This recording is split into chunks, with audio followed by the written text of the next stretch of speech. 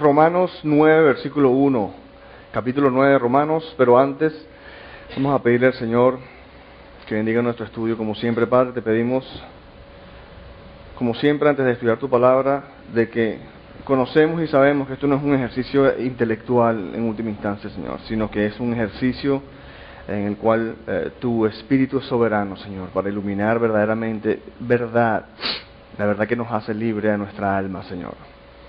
Te pedimos que tú hagas este estudio y lo hagas real en nuestros corazones y ilumines en nosotros, Señor, en lo que necesitamos conocer de ti hoy, para que salgamos de aquí, Señor, cada día más cercanos a la imagen de tu Hijo, transformados por tu Espíritu. En el nombre de Jesús te pedimos. Amén. Ok, el capítulo 9 de Romanos marca una etapa nueva en el libro de Romanos. Como hemos estado viendo, vimos hasta ahora en los capítulos 1 al 8, básicamente que Romanos primero tiene una introducción en la primera mitad del capítulo 1, y después de la segunda mitad del capítulo 1 hasta la primera mitad del capítulo 3, está Pablo hablando del pecado. Después en los capítulos 3 al 5, Pablo habla de la justificación a la mitad del 5, y después en el capítulo 6, 7 y 8, Pablo habla de la santificación. Entonces habla primero una introducción, habla de pecado, el problema que tenemos, la justificación, y después entonces hablaba de la santificación y terminaba en la cúspide, digamos, de Romanos, en el capítulo 8 que estudiamos la semana pasada, ¿no? Esta semana, hoy vamos a estar estudiando el capítulo 9, pero vemos que los capítulos 9, 10 y 11 son unos capítulos que pasan a hablar de la soberanía y la fidelidad de Dios en lo que tiene que ver con el pueblo de Israel. El pueblo de Israel, basado básicamente en el hecho de que a veces muchos de los comentaristas y de los eruditos de la palabra encuentran que después de Pablo haber estado hablando del pecado, la justificación y la santificación, pase a hablar estos tres capítulos de Israel. Parece que están como que fuera de tono, pero la realidad es que no, porque en cierta forma, mira, como veíamos la semana pasada en Romanos 8, Pablo termina en Romanos 8 en la cúspide de todo, diciendo: pues estoy convencido de que ni la muerte, ni la vida, ni los ángeles, ni los demonios, ni lo presente, ni lo porvenir, ni los poderes, ni lo alto, ni lo profundo, ni ninguna cosa. El punto es que ni ninguna cosa en toda la creación podrá apartarnos del amor de Dios, o del amor que Dios nos ha manifestado en Cristo Jesús, nuestro Señor. Entonces, como que digamos, Pablo termina con esta declaración, pero él puede decir, mira, cualquiera puede preguntar, bueno, ok, pero espérate un momentito, ¿cómo tú dices que nada puede separarnos del amor de Dios, pero ¿qué tal Israel? ¿Qué pasa con Israel? Cualquiera puede decir, bueno, si Dios no le hizo promesas a Israel y ahora Israel está fuera del pacto, o qué sé yo, ¿cómo es esto? Y pueden en cierta forma presenciar como que Israel, si Dios es capaz de agarrar a Israel y hacerle unas promesas, y después entonces Israel ya no es el recipiente de esas promesas, y Dios los abandonó, o Dios los escogió y después los votó, porque ¿qué va a impedir que Dios pueda hacer lo mismo en el futuro? ¿Qué seguridad hay entonces? Entonces yo creo que básicamente Pablo aborda esta discusión basado en este preciso disyuntiva, y vemos básicamente que Pablo en el capítulos 9, 10 y 11 toma al pueblo de Israel como ejemplo de la soberanía y la fidelidad de Dios.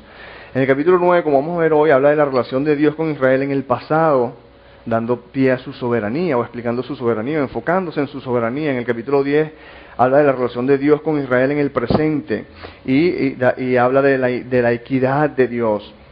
Y en el capítulo 11 habla de la relación de Dios con Israel en el futuro. Entonces vemos 9 el pasado, en cuanto a la relación de Dios con Israel, el pasado; el 10 el presente, y el 11 el futuro, relación a futuro de Dios con Israel, donde se despliega la integridad de Dios. Después, en los capítulos 12, 13, 14 y 15 habla del servicio, y después una conclusión en los últimos capítulos 15 y 16. Pero quería que básicamente en el capítulo 9 veamos que la relación de Dios con Israel en el pasado, que habla de su soberanía, el capítulo de hoy está dividido en dos partes, digamos. Una parte que habla de básicamente que la soberanía de Dios está expresada en la elección de Israel. Dios escogió a Israel a través de Abraham. Dios escogió a Abraham y dijo que a través de él iba, y en forma soberana escogió a Israel, no porque se lo merecían ni nada por el estilo, sino simplemente por su soberanía. Y vamos a ver en los primeros versículos del 1 al 13 habla de la descripción de esta elección, y después del 14 al 33 habla de la defensa del porqué de esta elección, ¿no? Defendiendo la realidad de la elección. Y bueno, hay un poco más de detalle en estas dos partes, donde la primera parte, la descripción de la elección, habla de la bendición de la elección y de la base de esta elección. Pero no voy a dar mucho detalle, básicamente lo vamos viendo a medida que vamos leyendo. Así que empecemos. Dice el versículo 1, digo la verdad en Cristo, no miento. ¿Acerca de qué, Pablo? Acerca de lo siguiente: mi conciencia lo confirma en el Espíritu Santo. ¿Qué cosa? Que me invade una gran tristeza y me embarga un continuo dolor, porque desearía yo ser maldecido y separado de Cristo por el bien de mis hermanos, los de mi propia raza, el pueblo de Israel. Básicamente Pablo en una actitud de amor para la gente de su propia raza étnica, básicamente que en última instancia acaban de rechazar al Mesías, no en su totalidad, pero la gran mayoría están rechazando al Mesías prometido y se están quedando fuera de la bendición por incredulidad. Y Pablo dice, mira, mi conciencia confirma en el Espíritu Santo y no miento, la realidad de que yo desearía ser maldecido. Es más, si el yo ir al infierno sería suficiente para poder lograr que mi pueblo se salvara, yo lo haría, ¿no? Y habla Pablo, y aquí escribe un poco de la bendición de Israel, porque ¿quién es Israel? Bueno, Israel es el pueblo escogido de Dios en el Antiguo Testamento, y dice que de ellos son la adopción como hijos, la gloria divina, los pactos, la ley y el privilegio de adorar a Dios y contar con sus promesas. De ellos son los patriarcas, y de ellos, según la naturaleza humana, nació Cristo, quien es Dios sobre todas las cosas, alabado sea para siempre. Amén. ¿Y qué está hablando Pablo aquí? Bueno, básicamente dice, el hecho de que Dios escogió a Israel, en esta elección Dios bendice a Israel y Él nombra, creo que ¿cuántos fueron? Fueron 8 bendiciones que nombra Él ahí. Primera bendición que nombra es que básicamente ellos tienen la adopción como hijos. Bueno, es el privilegio de haber sido escogidos por Dios en su gran amor. Dice, habla de la gloria divina. ¿Qué es esto de la gloria divina? Bueno, básicamente lo más seguro que está hablando es de la presencia de Dios en el tabernáculo que ellos tenían en el Antiguo Testamento. Habla de los pactos, dice, porque a través de Abraham, Moisés y David, Dios dio pactos eternos a su pueblo de Israel. Habla de la ley. Bueno, Israel tuvo el privilegio de escuchar y recibir de la boca de Dios su ley, y fue una ley que los ayudó a ellos a gobernar sus vidas.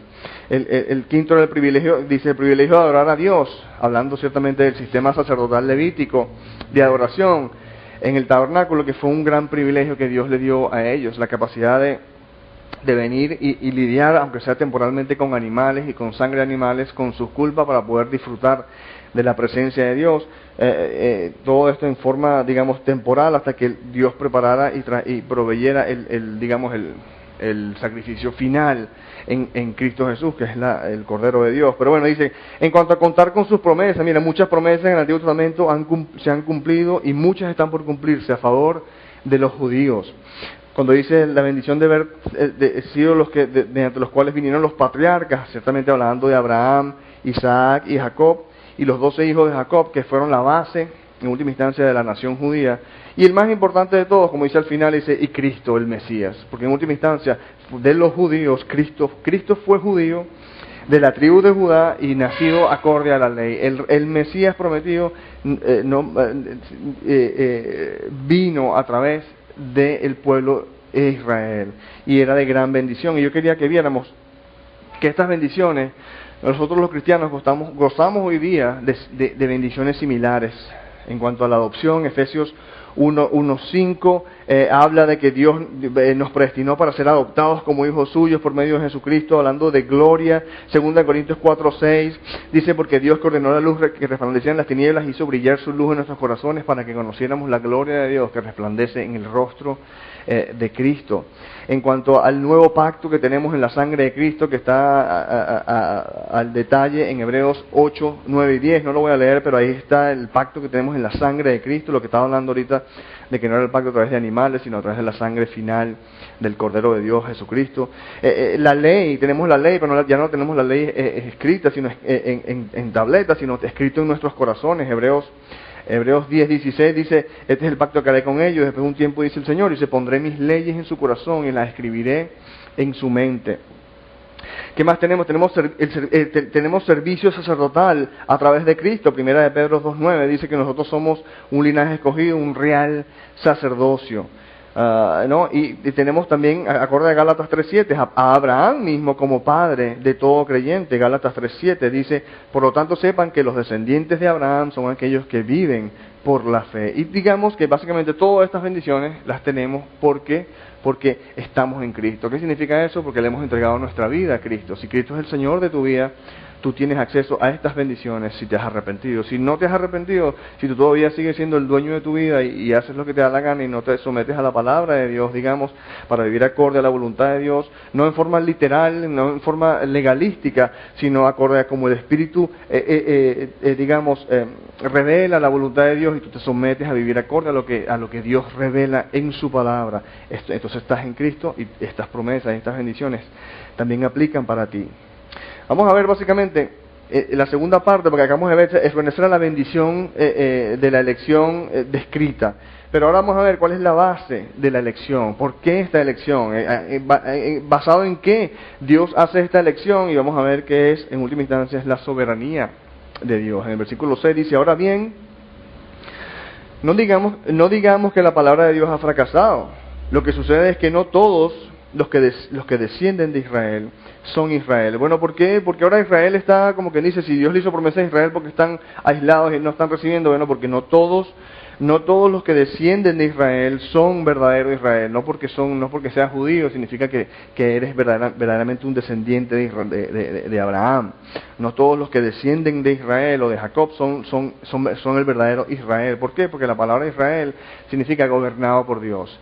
No todos los que sean del país de Israel necesariamente significa que se han arrepentido, que sus vidas son gobernadas por Dios. Eso es lo que verdaderamente significa Israel. Le dice, tampoco por ser descendientes de Abraham son todos hijos suyos, ¿no? Una cosa es ser descendiente en forma étnica y otra cosa es ser hijo de Abraham en el sentido de como acabamos de ver en Gálatas, de que todos los que son creyentes como Abraham son los verdaderos descendientes de Abraham. Dice al contrario, tu descendencia se establecerá por medio de Isaac, dice Pablo aquí acotando básicamente de las Escrituras en Génesis 21. Dice, en otras palabras, los hijos de Dios no son los descendientes naturales, más bien se considera descendencia de Abraham a los hijos de la promesa.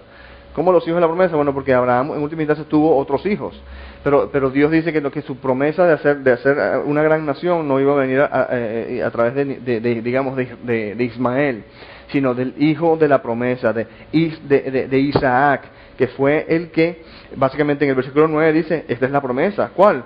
Que dentro de un año vendré y para entonces Sara tendrá un hijo, y vemos ahí básicamente acotando de Génesis 18, 10 y 14, básicamente donde Dios le dio la promesa, ya para el año que viene, cuando regrese acá, Sara tendrá un hijo a través del hijo de la promesa. Dice, el versículo 10 dice, no solo esto, también sucedió que los hijos de Rebeca tuvieron un mismo padre, es decir, Rebeca la esposa de Isaac, del hijo de Sara, pues del hijo de la promesa. Dice, no solo eso, sino que también sucedió que los hijos de Rebeca tuvieron un mismo padre, que fue nuestro antepasado Isaac. Sin embargo, antes de que los mellizos nacieran o hicieran algo bueno o malo para confirmar el propósito de la elección divina, no en base a las obras, sino al llamado de Dios, se le dijo a ella, el mayor servirá al menor. Es más, y así está escrito, amé a Jacob, pero aborrecí a Esaú. Aborrecí a Esaú, ahí acotando de Malaquías 1, 2 y 3.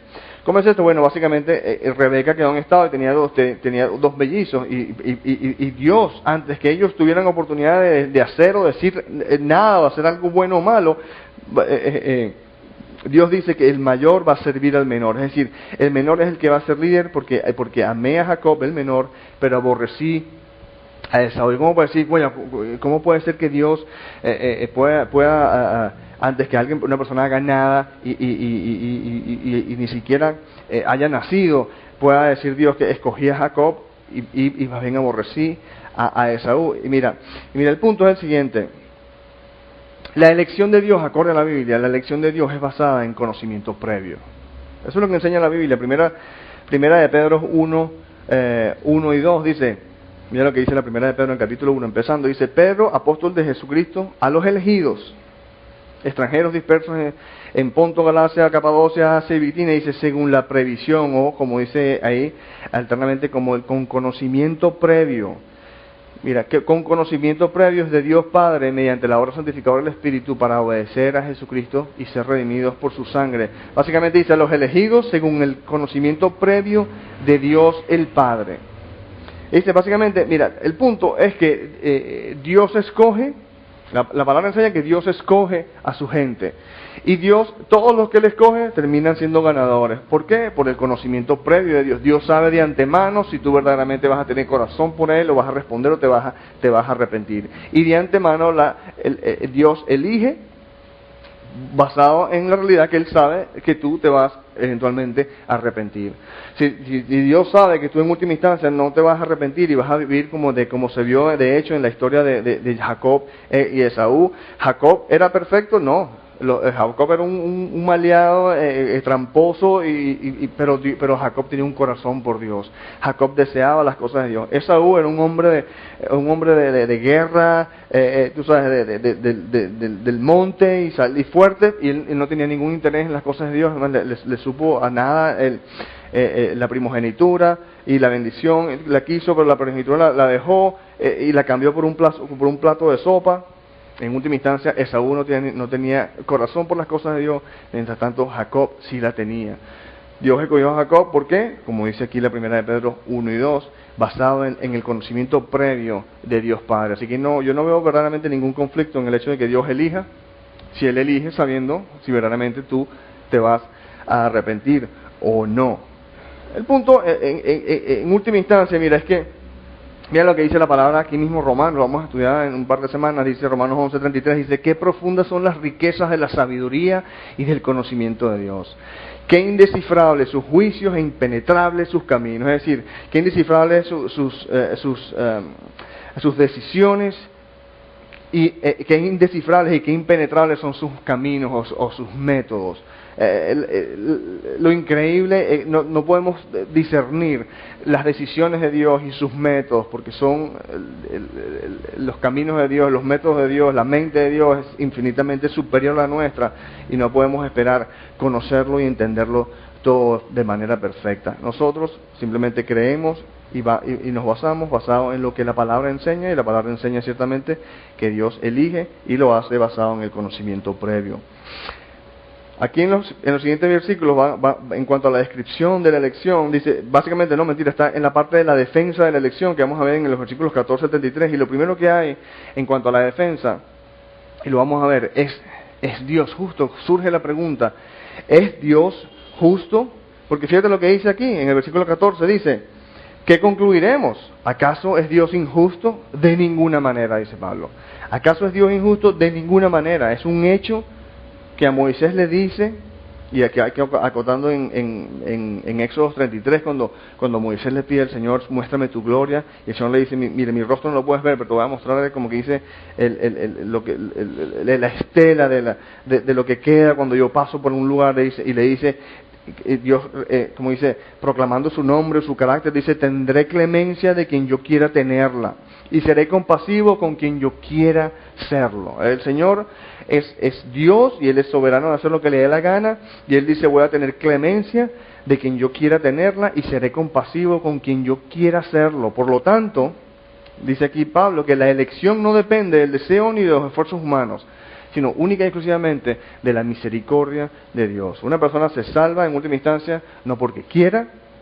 Una persona, si es capaz de salvarse, es por la misericordia de Dios y únicamente. Dice, porque la Escritura, fíjate, y ahora Pablo hace el ejemplo que le da a Moisés, y después pasa aquí al ejemplo del faraón, que lo vemos ahí en los capítulos, creo que son del 9 al 12 en Éxodo.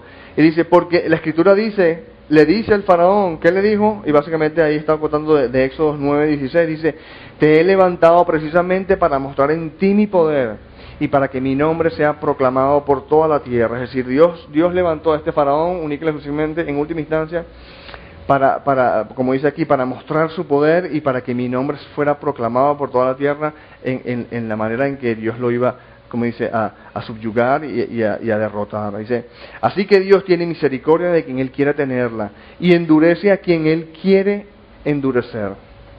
Porque en la historia del faraón, vemos que la palabra dice que Dios le endureció el corazón al faraón. Pero si estudiamos detalladamente las escrituras que hablan de la historia del faraón en Éxodo 7, 8, 9, 10, 11 y 12, vamos a ver que el corazón del faraón se endureció 20 veces, dice, en 20 ocasiones se le endureció el corazón al faraón, pero 10 veces el faraón endureció su propio corazón y 10 veces Dios endureció dice que Dios endureció el corazón del faraón, porque dice, si Dios endurece el corazón del faraón, ¿qué culpa tiene el faraón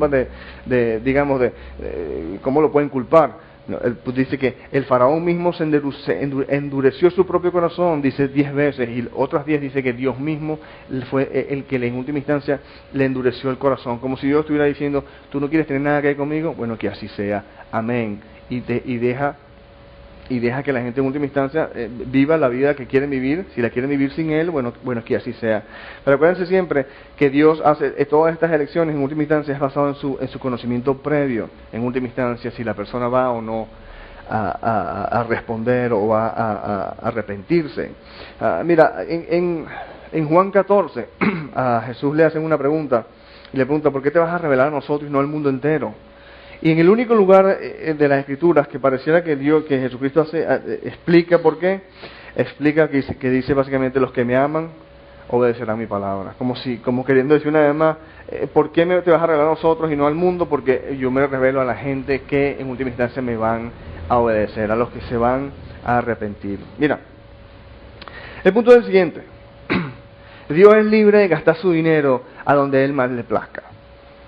¿No? Es como nosotros, tú trabajas por tu dinero, yo trabajo por el mío y yo hago con mi dinero lo que a mí me da la gana, decimos, ¿verdad? Bueno, podemos decir, Dios puede hacer con su dinero, por estar hablando en términos humanos, Dios es libre de gastar su dinero a donde a Él más le plazca. Y la realidad es que nadie se merece la misericordia de Dios, nadie se merece la misericordia de Dios, porque todos somos pecadores. Si Dios nos da lo que nos merecemos, Dios sería justo en mandarnos todos al infierno. Eso es lo que tú y yo verdaderamente nacemos mereciéndonos, el infierno. Nadie se merece la misericordia de Dios, por lo que nadie puede condenar a Dios como injusto al Él extender misericordia a unos y no a otros. Dios hace lo que le da la gana y Él no tiene ninguna responsabilidad de extender su misericordia a nadie, porque nadie realmente se la merece. Sin embargo, Él en su amor la ofrece. Y no podemos condenarlo si Él dice que se la ofrece a unos y a otros no. Y aquí básicamente pasamos entonces al próximo punto, donde dice básicamente la otra pregunta en cuanto a defensa de la elección de Israel. Le dice, si nadie puede resistir la voluntad de Dios, ¿cómo puede Dios encontrarnos culpables? Esa es otra pregunta que hace que Pablo responde. Aquí dice, básicamente el versículo 19 dice, pero tú me dirás, entonces, ¿por qué todavía nos echa la culpa a Dios? ¿Quién puede oponerse a su voluntad? Si Dios es soberano y su voluntad se va a hacer una realidad, entonces ¿cómo Dios nos puede mantenernos culpables? Y dice, respondo, ¿quién eres tú? Fíjate lo que dice acá. ¿Quién eres tú para pedirle cuentas a Dios?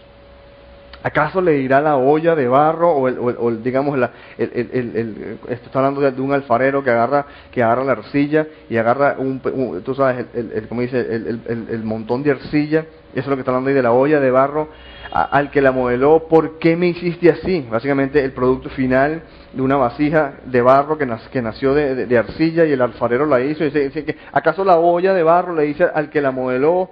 Dice, ¿por qué me hiciste así? No tiene derecho el alfarero a hacer del mismo barro unas vasijas para un uso especiales y otras para fines ordinarios, ¿no? ¿Acaso la vasija, vamos a decir, acaso la olla que fue hecha por un alfarero se va a levantar y a decirle, ¿por qué me hiciste así? Eso es lo que está básicamente hablando Pablo aquí. Dice, mira, la soberbia humana de cuestionar a Dios. Es increíble que nosotros tengamos la soberbia de cuestionar a Dios. Mira, el mismo que acabamos de leer, Romanos 11:33, pero al 36, mira lo que dice: qué profundas son las riquezas de la sabiduría y del conocimiento de Dios, que indescifrables sus juicios y penetrables sus caminos. Dice, ¿quién ha conocido la mente del Señor? ¿O quién ha sido su consejero? Como si nosotros tuviéramos, ¿cómo vamos nosotros a cuestionar a Dios si nosotros no somos nada? Dice, ¿quién le ha dado primero a Dios para que luego Dios le pague? Porque todas las cosas proceden de Él y existen por Él y para Él, y a Él sea la gloria por siempre. Amén. Es decir, increíble cuando lo meditamos en la luz de las Escrituras, la realidad de la soberbia humana de cuestionar a Dios. Romanos 5:8 debería ser suficiente. ¿Cuál es esa? Mira, el punto es que Dios demuestra su amor por nosotros en esto, en que cuando todavía éramos pecadores, Cristo murió por nosotros. Okay. Dios no nos debe nada. La realidad es que nosotros lo que nos merecemos es el infierno, y sin embargo Dios en su naturaleza de amor, Él dice que Dios demuestra su amor como que aun cuando éramos todavía pecadores, Cristo murió por nosotros. Y con eso debería ser suficiente. Dios lo hace aquí, lo hace allá, cómo lo hace, cómo cuestionamos que por qué lo hace a esto, por qué lo hace a otro. En última instancia, que eso realmente no importa, no es de nuestro, eso no es harina de nuestro costal, como se dice, sino la realidad es que tú sabes que Dios te está ofreciendo la oportunidad de la salvación, y si tú respondes, porque Él te había elegido. Porque Él sabe que ibas a responder que sí. Si no respondes, es porque no te había elegido. O viceversa. El punto es que si lo estás escuchando y tuviste la oportunidad y respondiste, gloria a Dios. ¿Por qué? Dios demuestra su amor en esto, en que cuando todavía éramos pecadores, Cristo murió por nosotros, y así nos abrió la oportunidad para no deberle nada y poder disfrutar de Él para siempre y por los siglos de los siglos. ¿Ok? Básicamente, como dije ya anteriormente, Dios es libre de gastar su dinero donde Él más le plazca.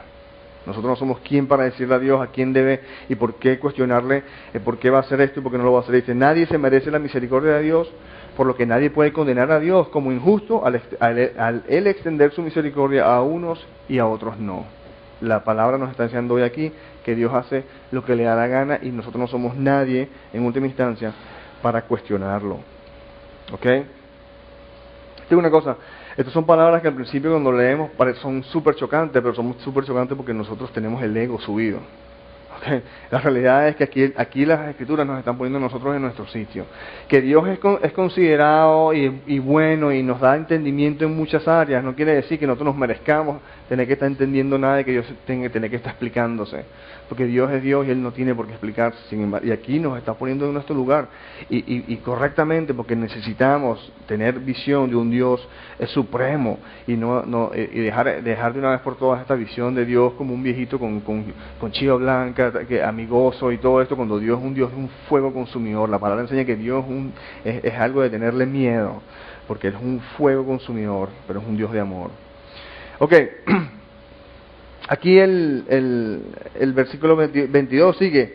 ¿Y qué si Dios, queriendo mostrar su ira y dar a conocer su poder, soportó con mucha paciencia a los que eran objeto de su castigo y estaban destinados a la destrucción?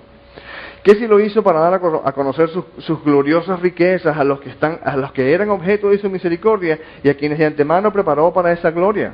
Dios hace lo que le da la gana, básicamente. ¿Es un problema tuyo? O sea, ¿por qué estás cuestionando eso? Esos somos nosotros, a quien Dios llamó no solo de entre los judíos, sino también de entre los gentiles, porque en última instancia, antes de la iglesia existían los judíos y los gentiles. Después que Cristo murió en la cruz y empezó la iglesia, básicamente existe un tercero que es la iglesia, que está compuesto de los que eran judíos anteriormente y los que eran gentiles anteriormente, pero ahora ya no son ni judíos ni gentiles, sino son de la iglesia de Jesucristo. Esos somos nosotros, a quienes Dios llamó no solo de entre los judíos, sino también de entre los gentiles. Así lo dice Dios en el libro de Oseas, acotando obviamente el libro de Oseas, donde dice aquí, en Oseas 2:23, donde dice, llamaré mi pueblo a los que no son mi pueblo, y llamaré mi amada a la que no es mi amada. Es decir, como que Dios estaba diciendo, al Antiguo Testamento estaba declarando de que Dios iba a traer gente nueva a su pueblo, a su familia. Dice, y no solo dice, y sucederá que en el mismo lugar donde se les dijo, ustedes no son mi pueblo, serán llamados hijos del Dios viviente. Una vez más, acotando en Oseas, pero esta vez del capítulo 1:10, dice. Es más, y ahora va a Isaías, también dice, Isaías por su parte proclama respecto de Israel, Dice, aunque los israelitas sean tan numerosos como la arena del mar, solo el remanente será salvo. Porque plenamente y sin demora el Señor cumplirá su sentencia en la tierra, básicamente acotando de Isaías 10, 22 y 23, donde de una vez se decía, y esto lo vamos a estar estudiando la semana que viene y la siguiente, básicamente de que no todo Israel iba a ser salvo, sino un remanente. Dice, así había dicho Isaías, si el Señor Todopoderoso no nos hubiera dejado descendientes, seríamos ya como Sodoma y nos pareceríamos a Gomorra. Una vez más aquí en Isaías 1:9. ¿Okay? Básicamente entonces aquí mira, aquí pasamos a la última parte de que dice en cuanto a la defensa de la elección de Dios de Israel, donde se dirige la pregunta, bueno, y entonces, ¿y qué de los gentiles, no? Dice, ¿qué concluiremos? En el versículo 30, ¿qué concluiremos? Pues que los gentiles que no buscaban la justicia, la han alcanzado. Me refiero a la justicia que es por la fe. En cambio Israel, que iba en busca de una ley que le diera justicia, no ha alcanzado esa justicia. ¿Qué está hablando esto de justicia? Básicamente, mira, lo que está diciendo aquí, los gentiles que no estaban buscando estar en la buena con Dios, consiguieron, por fe en Jesucristo, la manera de estar en la buena con Dios. En cambio los judíos, que sí buscaban la manera de estar en la buena con Dios, justicia, ¿no? De pagar la deuda incurrida que cada vez que incurrimos con Dios, cada vez que pecamos, tratar de lidiar con ella para poder tener una relación con Dios. Ellos que estaban buscando tener esta relación con Dios no la consiguieron en última instancia. ¿Por qué? Como dice el versículo 32, ¿por qué no? Porque no la buscaron mediante la fe, sino mediante las obras, como si fuera posible alcanzarla así. Aquí obviamente la palabra nos está diciendo que es imposible alcanzar la justicia, el estar en la buena con Dios basado en buenas obras. Imposible, es más. Gálatas 3:11 lo dice claramente. Gálatas 3:11 dice, ahora bien es evidente que por la ley nadie es justificado delante de Dios porque el justo vivirá por fe. Gálatas 3:10. Es más, hemos aprendido cuando estuvimos estudiando Gálatas de que la ley no fue dada para salvarnos, sino para que nos diéramos cuenta de que no nos podemos salvar nosotros mismos y nos arrojáramos a los pies de Cristo como Salvador. Que la ley no fue dada para salvarnos, sino para darnos cuenta de que no nos podíamos salvar y nos arrojáramos a pedir la misericordia de Dios y buscar un Salvador. Básicamente él solo lo invento yo, solo dice Gálatas 3:24, donde dice así que la ley vino a ser nuestro guía, encargado de conducirnos a Cristo. La ley vino a ser nuestro guía. Esto es lo que debe, no hagas esto, no hagas lo otro, viene a la medida de mantenerte alejado del pecado, pero no para conseguir la manera de pagarle toda tu deuda a Dios. Siempre la ley fue dada para que tú te dieras cuenta de que no la puedes pagar tú solo, porque pecamos continuamente y que necesitamos un Salvador. Así que la ley vino a ser nuestro guía, nuestro tutor, encargados de conducirnos a Cristo para que fuéramos justificados por la fe en Él y no por el intento de hacer buenas obras. Eso lo dice aquí. ¿Por qué no? ¿Por qué no se pudo justificar Israel que sí estaba buscando mediante la ley una ley que le diera justicia? Porque no lo buscaron mediante la fe, sino mediante las obras, como si fuera posible alcanzarla así.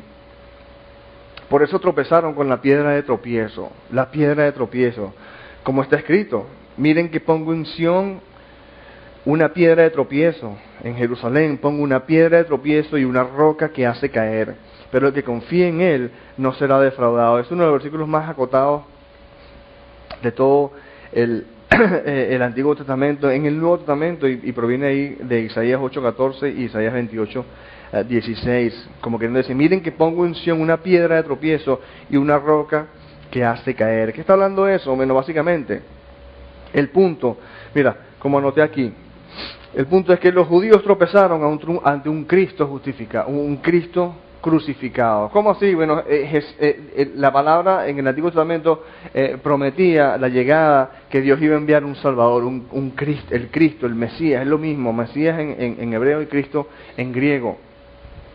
Pero es lo mismo, dice, Pero los judíos tropezaron, se ofendían, no veían el hecho de que el Cristo fuera crucificado. Y cuando Cristo de hecho vino a ser crucificado, como las Escrituras lo decían, pero pasa que los pedazos de las Escrituras que apuntaban a un Mesías o a un Cristo sufriendo, ellos aparentemente le pasaban por encima, lo ignoraban y se enfocaban en las Escrituras que hablaban de que el Cristo venía triunfando y liderando en poder y todo esto. Claro, porque ese es más bacán.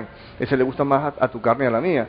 Pero la verdad es que la palabra hablaba de un Cristo sufriendo, es más, pero cuando vino Cristo verdaderamente sufriendo, y Pablo predicando el Evangelio de Cristo, donde dice, básicamente en la primera de Corintios 1:23, dice, mientras que nosotros predicamos a Cristo crucificado, este mensaje es motivo de tropiezo para los judíos y locura o necedad para los gentiles. Pero los judíos era como que el Cristo va a morir en la cruz. Qué ridícula es esa, como queriendo decir, cuando realmente la palabra, Isaías 53, Salmo 22, todos hablan claramente de que el Cristo iba a sufrir.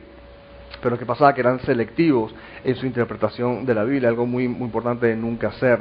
La Biblia ciertamente habla, y ¿cómo resolvían esto? Se resolvía de la siguiente manera: el Mesías iba a tener dos venidas. Una iba a venir a sufrir para lidiar con el pecado como sacerdote, y la segunda venida él va a venir a reinar como rey. Pero ellos perdieron, ellos no estaban esperando, fíjate como noté aquí, ellos esperaban un Cristo que liderara la nación a la libertad y a la gloria política, no un Cristo que lidiara con el problema del pecado primero como sacerdote y luego reinara como rey. La parte de la necesidad de lidiar con el pecado, ellos no lo vieron en las Escrituras, y por ende cuando Cristo vino acorde a las Escrituras, aunque ellos las estaban ignorando, las Escrituras se tienen que cumplir. Ellos, dice, es lo que dice, se tropezaron. Era piedra de tropiezo, era que no lo podían creer, y por ende rechazaron a este Cristo sufrido o de sufrimiento. ¿No? Eso es lo que quiere decir. Dice, el punto en última instancia es que ninguna mente humana puede completamente entender o explicar la sabiduría de Dios, como ya habíamos visto en Romanos 11:33, que indescifrables sus juicios o sus decisiones, e impenetrables son sus caminos o sus métodos. El punto, hermanos, es que para esto hay una sola, no podemos entender la mente de Dios, pero lo que queda claro en las Escrituras es lo siguiente: que sin la gracia de Dios nadie se salvaría. A menos de la misericordia de Dios en su gracia, venir a extender su mano para hacernos el favor de salvarnos, nadie, ninguno de nosotros podría salvarse a sí mismo. Pero Dios es un Dios, y Dios es un Dios soberano, pero también es un Dios de amor. Y como digo, me despido aquí con Romanos 5:8, que dice, pero Dios demuestra su amor por nosotros en esto, en que cuando todavía éramos pecadores, Cristo murió por nosotros. Eso debería ser suficiente para nosotros y dejarnos, en última instancia, de estar cuestionando a Dios, y simplemente someternos a Él y confiar que Él es bueno, como estábamos viendo el domingo, que Él es infinitamente poderoso, infinitamente sabio, y tiene infinito amor por ti y por mí. Amén. Padre, te damos gracias, Señor, por tu palabra.